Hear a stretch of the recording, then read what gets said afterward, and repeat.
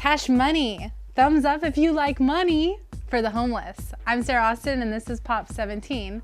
$173 million was spent on an initiative to help home the homeless in San Francisco. But with the deficit and the budget cuts in California, how are we going to keep up this important initiative?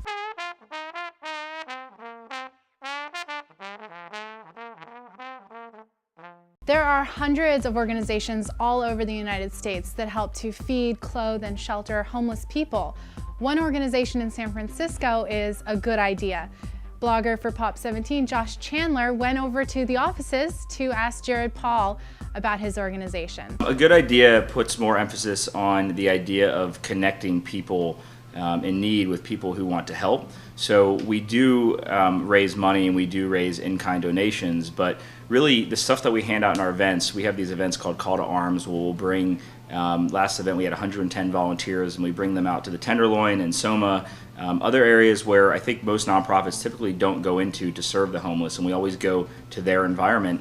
And what we hand out is actually more of a vehicle to create the space for these authentic connections to occur, and sometimes it's between volunteers and volunteers as well as volunteers and homeless members of the community. If you want to serve someone right this minute, you can go in the city and do it. Whereas if you want to go serve a cancer patient in the hospital, which is obviously very important as well, or even a homeless teen, there's fingerprinting, there's background checks, there's tuberculosis tests. When going to serve people on the streets, there's nothing other than you walking out on the streets and serving them with food or hygiene products or clothes. So it's so easy to get involved that way. What particularly are you involved with, say like getting the fundraising or promoting your initiative? What are you up to?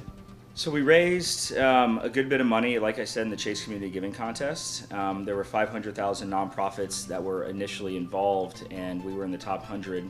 Then we got an additional grant from their advisory board. eBay we partnered with, they've given us about $10,000.